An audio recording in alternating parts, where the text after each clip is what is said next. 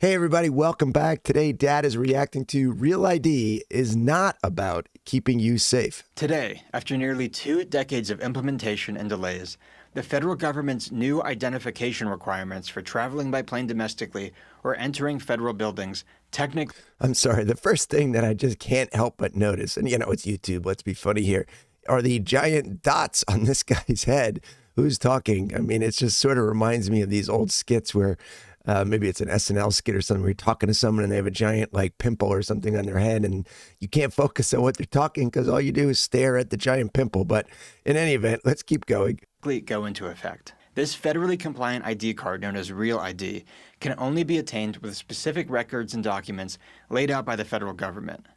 It's labeled by a black or gold star in the upper right corner. Even though DHS Secretary Kristi Noem promised that, at least initially, people without a Real ID will only have to face some extra scrutiny at security checkpoints, it's safe to assume that, as the full requirement sets in over the next several weeks and months, some number of people will show up to airports unaware that they no longer have the documents required to board their plane. And because the process of getting through most domestic airports— Now, for me, I noticed my driver's license has that star on it, so it doesn't seem like much of an inconvenience to me, but I do worry about where something like Real ID can go. The Department of Homeland Security, the group responsible for saying, oh, you need this special form of ID, can also add further hurdles that we're all going to have to abide by to continue to travel on trains and airplanes. And the part that starts to worry and concern me is when they start wanting my biometric data. So if they start saying one day, oh, we need to perform a retinal scan for you to go on an airplane,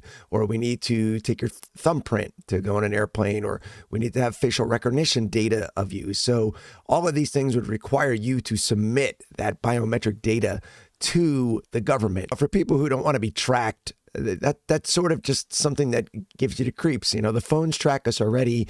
There's cameras everywhere. And if cameras can look at your face and know exactly who you are and say this person was here and then they were there, and then it's just, I don't think it's something that we want. It just creeps me out, and it gives other people too much information about the citizens to potentially use against them. There's no guarantee the information won't be used against you at a further point in time. Was grueling enough before the deadline, many expect air travel to be especially arduous during the transition. Because of the absoluteness of this new requirement and the harsh punishment for noncompliance, just picture what would happen to you if you tried to get into a federal building or onto a plane without the accepted forms of ID. It can be easy to write off the Real ID requirement as some new rule that, while annoying, is probably being implemented for a good reason. It's not. Look, he's good. I was thinking the same thing. So this is George Bush. He's going to be signing the Patriot Act post 9/11, I'm assuming here.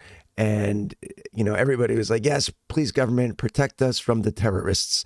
And as a result, the government was able to pass the Patriot Act, which basically violates Americans' Fourth Amendment rights and says we can spy on you if we think you are doing something related to terrorism. And we can spy on you with a secret court, FISA court. So an attorney goes in there, says to a judge in a secret FISA court, we want to get a warrant to go spy on a person because we think they're doing terrorist activities, a citizen of the United States. And the court can issue the warrant, and there'll be nobody there to provide any defense to the citizen. It's just a one-way operation, as I understand it. As mentioned before, the Real ID Act was passed 20 years ago in 2005. It was one of the many measures rolled out in the wake of the 9/11 attacks that was presented to the public as being necessary to ensure that similar attacks would never happen again. The original bill specified that the federal government would refuse to accept any form of ID that did not meet the requirements Congress had passed by May of 2008. But as that date drew closer, few states had implemented the new provisions. Some governors had vocally refused to comply because they opposed what was, in effect, the implementation of a national identification database. That prompted the Department of Homeland Security. Instead of you just having your state driver's license, you're going to have this national ID card, and there therefore is a national database. And the consolidation of information and of power usually leads to bigger corruption. And as citizens, I think we should always be mindful of that the more you consolidate things for efficiency, the more chance you create for people to be corrupt. To delay the deadline several times, first to 2011, then a complicated range of deadlines from 2013 to 2017 based on age and state of residence, then to one universal deadline in October of 2020. Then the pandemic hit, and the deadline was extended again to 2021, then 2023, and finally to today, May 7th, 2025. If these new ID requirements were as crucial to the safety of air travelers and the American public at large as the federal government has claimed, the sheer time it's taken to implement would be unacceptable. That alone is a sign that perhaps the federal government's Yeah, it's really interesting. I had no idea that this whole Real ID process really did start back in the Patriot Act in 2005. It got kicked down the road for 20 years. And now finally in 2025, it gets instituted. You know, at a time when I think people are more and more and more worried about privacy concerns. motivations are not what they say. And indeed, if you look back at how and why the 9/11 attacks occurred, it's clear that preventing a similar attack is at most an extremely thin excuse for this new federal ID system. None of the 9/11 hijackers used fake IDs or pretended to be someone else when they checked in and boarded their flights. At the time, an ID check was only required during check-in, and the rule was not always enforced. All of the hijackers who were asked to show ID presented legitimate. You should look up the World Trade Center 7 collapsing during 9/11. Forms of identification, mostly foreign passports. One hijacker was flagged at check-in because he did not have a photo ID. Two other hijackers were similarly flagged by a joint FBI and FAA pre-screening system after identifying themselves. But the government's rules at the time only required the 3 flagged hijackers' checked luggage to be set aside until they had boarded their flights.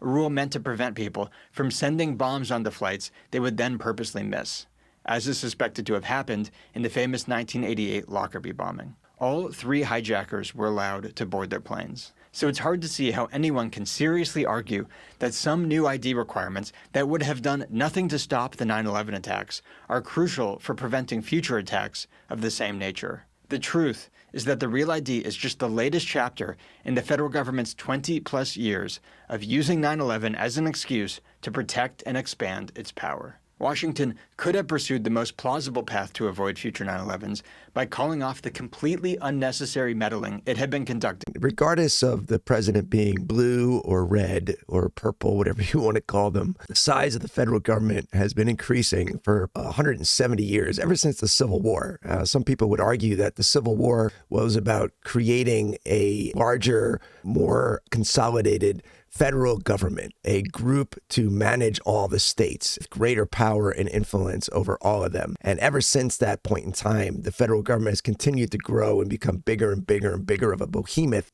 In the Middle East, the wars our government had waged, supplied, and bankrolled in the region had first strengthened the popularity of anti-American thought among certain radical factions of Sunni Islamists. Then, Osama bin Laden was able to seize on that sentiment and use his reputation as an anti-Soviet fighter in Afghanistan to convince a couple hundred followers to adopt his strategy of targeting the U.S. directly to draw the Americans into a war like the one he thought led to the Soviet Union's collapse. Nowadays, we understand how media is manipulated in 2025. When you go back and you look at all these old things and you know that we were all trying to be terrified and scared, for those of us who lived through that, and it was, you kind of just wonder how much of this is real and how much of it is just staged by intelligence groups around the world to get citizens to surrender their rights.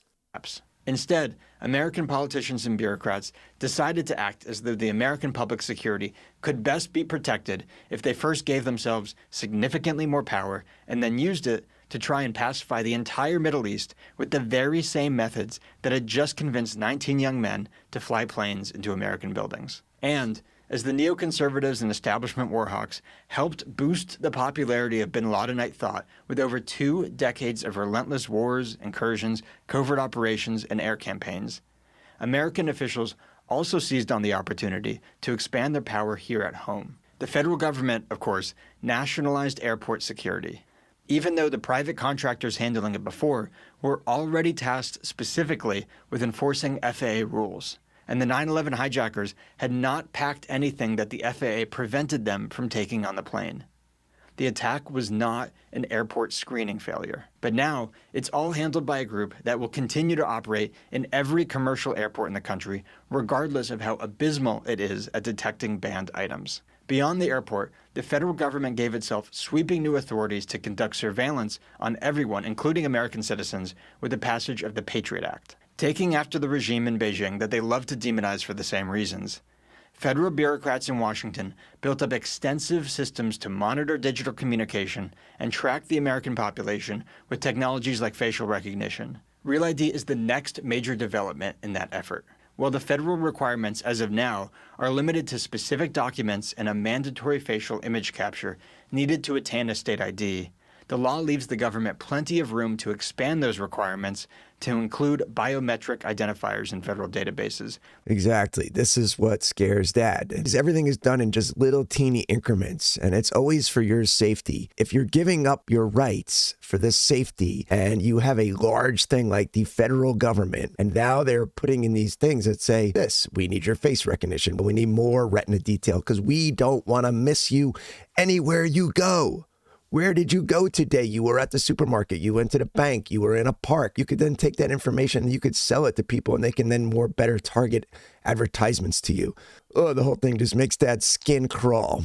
Like retinal scans, fingerprints, or DNA. In other words, while the issues with the initial Real ID rollout will mostly be limited to a few occasional long waits at the DMV or airport, the bill lays the groundwork for the federal government to force anyone who wants a state ID to forfeit biometric identifiers or facial recognition data to federal databases.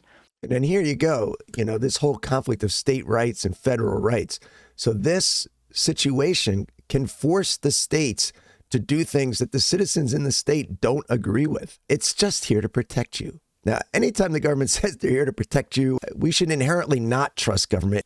That would constitute the kind of detailed, de facto national ID system that the biggest tyrants in history could have only dreamed of wielding. That may seem a bit far-fetched, but it's naive to think that in the aftermath of another terrorist attack, the politicians and bureaucrats who are always looking for any excuse to expand their power would not use some new powers that they already gave themselves. If we allow that day to come, we'll yearn for the days when our big problems consisted of long lines at the airport.